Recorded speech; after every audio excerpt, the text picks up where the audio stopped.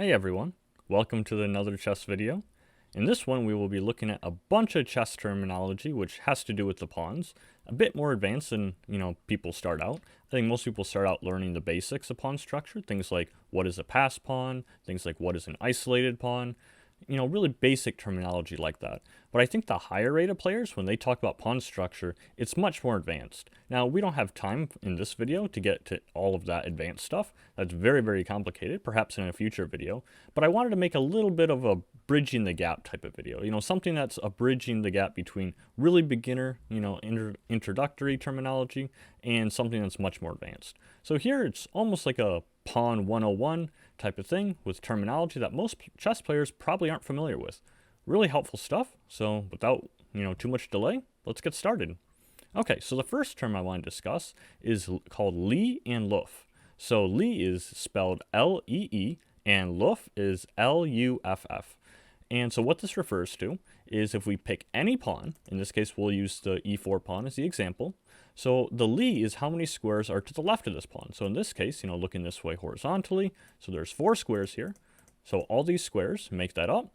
So we could say that this pawn, the e4 pawn, has a Lee of 4. And similarly, we could say that this pawn also, going to the right horizontally, this is 3 squares here. We could say that this pawn has a Luff of 3. Now the reason why Lee and Luff might be important is because let's say you're in some kind of pawn endgame, and maybe the kings are racing, to the other side, you might need to calculate if you're actually fast enough to catch that pawn. And so sometimes calculating really precisely, having a way to describe something like how far the pawn is away, something like Lee and Luff actually become really useful chess terms to know. Very similarly, the next terms I'd like to share are called front span and rear span. So front span refers to how many squares the pawn has in front of it. So in this case, the e4 pawn has all these squares in front of it. And so with that being said, these squares are all of this pawn's front span. So in this case, the pawn has a front span of 4 squares. Very similarly, how many squares are behind the pawn? So in this case, the rear span for this pawn is 3 because it has 3 squares behind it. Now, obviously, passed pawns in particular, but really all pawns in general, gain in value as their front span decreases because they get much closer to promotion. And especially if they're a passed pawn, that becomes a really powerful asset. Next up, we have the terminology for stop square and telestop square. Both of these, I think, are a lot less common from what most people, hear, but these are really useful terms to know. So any pawn, the very most important square to this pawn is the square directly in front of it. In this case, for the e4 pawn, this would be the e5 square. And similarly, if we were looking at like the black pawn here on b7, because black goes down the board this way instead of going up like white, that means the square in front of them would be the b6 square. And so this square would be this, stop square for this pawn. Now, in addition to the stop square, I'll put the color back there, there's also telestop squares, which are all the squares in front of that.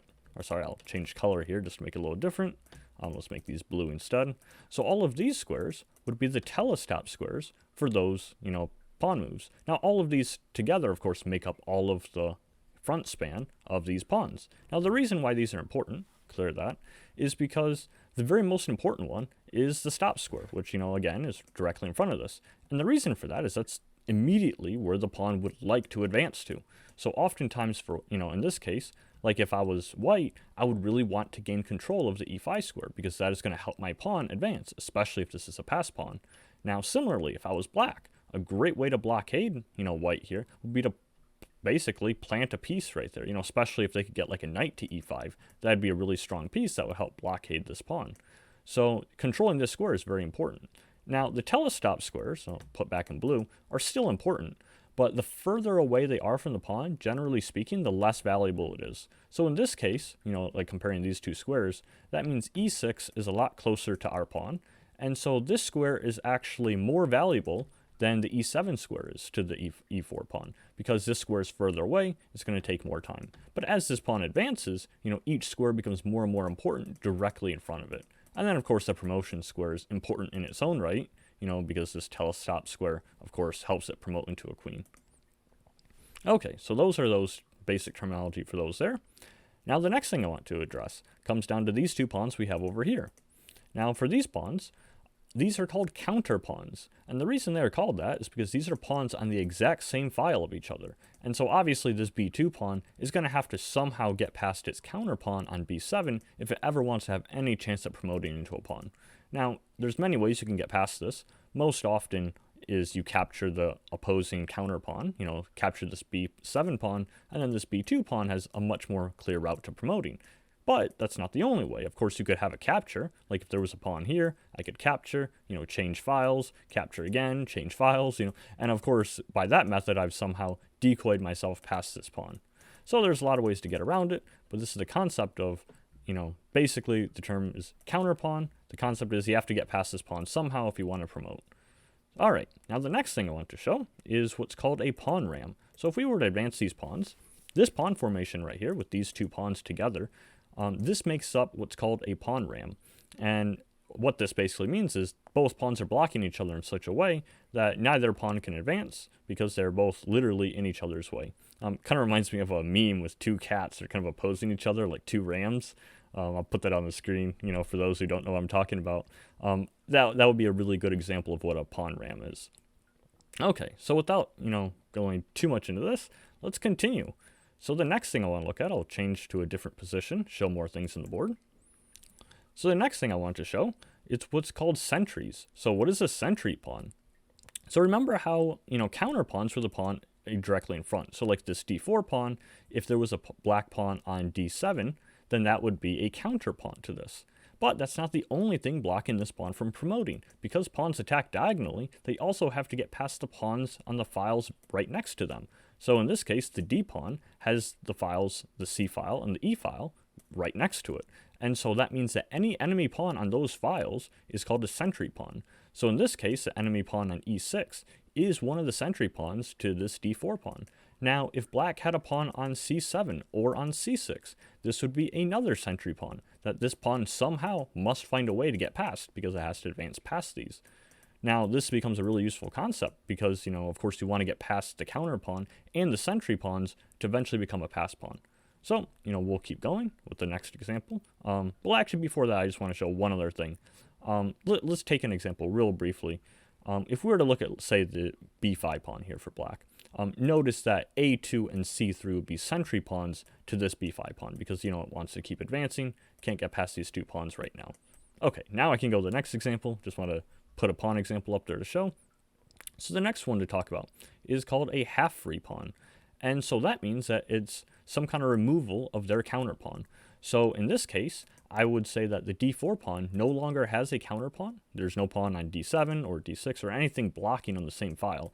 And so technically D4 is actually what's known as a half-free pawn because it is half-free. It's like halfway to, en route to getting promoted, if that makes sense. Okay, so the next term I want to share are called helper pawns. And so helpers are the pawns that are right next to it. Remember I said, for this D pawn, the sentries would be the enemy pawns that are on the files next to it, like if there were pawns here. Now, helper pawns are the same thing, except for your side, because they're the friendly neighbors. So in this case, the helpers to the D4 pawn would be this pawn on E4 and this pawn on C3. So obviously the goal of these, pawns is to try and help each other, become a pass pawn and get past the enemy defenders.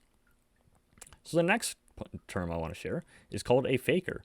And a faker pawn is a half-free pawn with inadequate helpers. So let's take an example here. We'll show like the C3 pawn versus the B5 pawn. So in this case, these are faker pawns. And the reason why is because they're kind of diagonally opposing each other as sentries, and they can't really get past each other because they lack, some kind of adequate help. In this case, like look at the C3 pawn.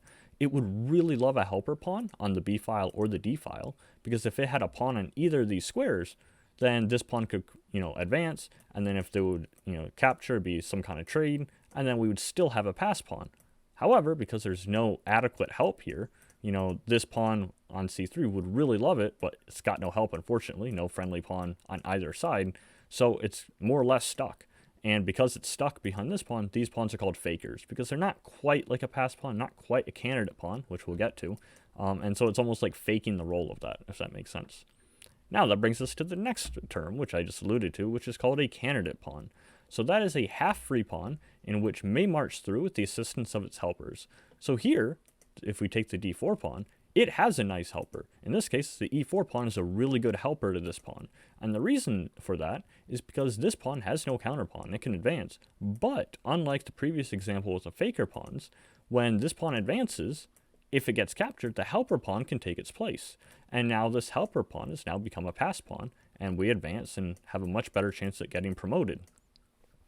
Once it gets promoted, of course, has full freedom and, becomes any, kind of advancing some kind of piece that you want, most often a queen. But that brings us to the next thing. So the next thing is whenever a candidate pawn has no obstruction whatsoever, no counter pawn, no sentries, a good example would be the g2 pawn.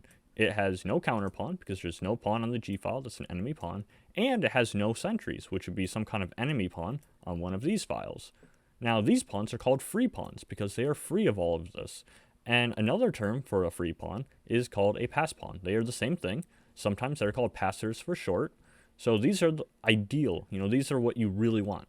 Pass pawns are the most powerful pawns because they have much better chance at promotion because there's no enemy pawn in the way to stop it. So then you all have to worry about is just all of the defending pieces. So those were those, for the pawns there. A lot of terminology. We have a little bit more left. So next, we have a really important principle, which is the difference between an outside pass pawn and an inside pass pawn. So here, if we were to look at this, of course, have to have the king somewhere. But if we just look, this is a 3 versus 3 pawn majority, where black has this here, we have 3 here, and so both sides have 3 pawns. So you can't really make progress on that, if both sides play perfectly. However, both sides do have a pass pawn. So white has a pass pawn here on the A file, and black has a pass pawn on the C file. So the pawn that is furthest from their bulk of pawns, in this case, the bulk of pawns would be this 3 versus 3 majority over here on the king side. So on the queen side, these pass pawns, the one that's furthest away from this bulk, so in this case, kind of looking this way towards that side of the board, the one that's furthest away is this pawn, the A pawn, and so this is called an outside pass pawn because it is the one furthest away from those pawns. Now, the one that is also a pass pawn but not furthest away is called an inside pass pawn. So this c5 pawn is an inside pass pawn. Now, both are valuable. They're both pass pawns. However, the outside pass pawn is usually an advantage. And the reason for that is because all the bulk of pawns here probably will require the king at some point. And the outside pass pawn can oftentimes decoy that king in some kind of endgame, and then you'll end up in a winning position. Now, to actually show here, in this example, because white has an outside pass pawn, they're actually winning the game. Because this pawn is so far advanced, this black king is in no chance to defend, and they're just simply going to run all the way up the board with a5 and continue, and they're going to promote into a queen and win the endgame. But okay, let's say that the king is a lot closer. Let's give a more practical example and show, well, is it still a win there? And the answer to that is yes, it is. So in this position, I moved the kings a lot closer. The pawns are in the same spot. However, in this position here, white is still winning. And the reason they're winning is because they have an outside pass pawn, and the enemy only has an inside pass pawn.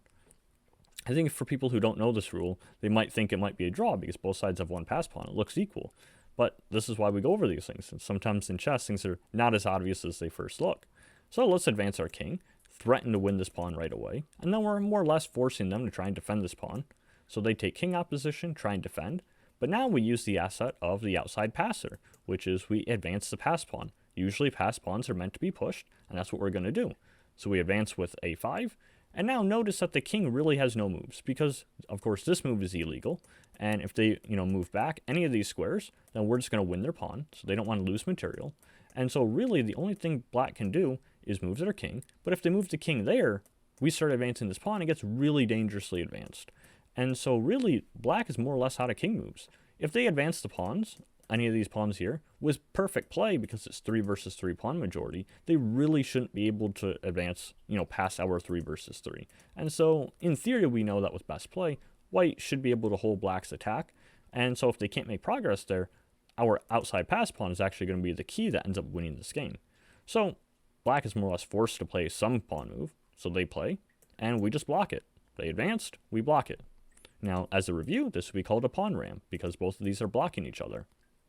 So they have to play another pawn move, and as we can see, they're basically running more and more closer and closer out of moves. They're getting just a bit closer to Zugzwang each time, which is a term that most people know. So that is, in German, literally translates for compulsion to move, which basically means one side is going to run out of moves. In this case, it's black who's going to be in trouble, because once both sides run out of pawn moves, then they have to chase down this outside pass pawn, and as we'll soon see, that'll end up losing the game. So, we'll play f4 here, because obviously they were preparing to play g5 in the last move. We just wanted to stop that.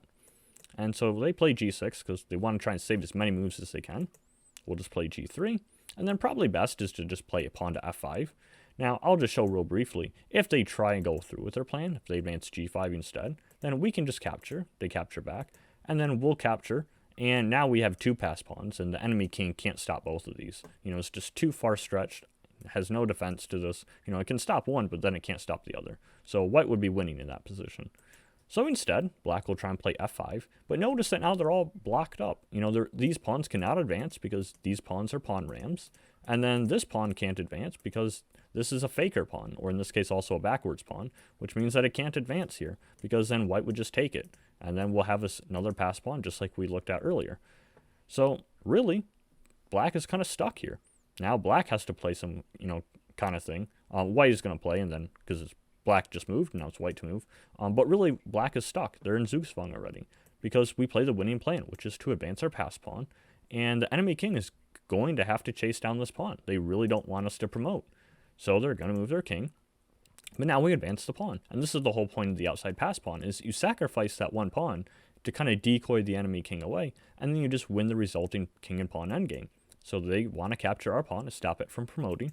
We grab their pawn, but then notice, because we had an outside pass pawn, remember that was furthest away from the bulk of pawns. What that means is their king, capturing this, is now further away from their bulk of pawns, which means that we can eventually get behind their pawns and win this endgame. So what that would look like is if they keep inching closer and closer, and we do the same, we'll just win this pawn, and then they can try and bring their king even closer, but we'll just, grab another pawn. I think most people can see this is going to be winning pretty quickly. Even if they defend their last pawn, we just advance at, pawn to h5. We're going to threaten promoting, and if they try and stop that pawn, going like king f7, we could even grab another pawn if we wanted, and we just have way too many pass pawns, and we're definitely going to win this king to pawn endgame.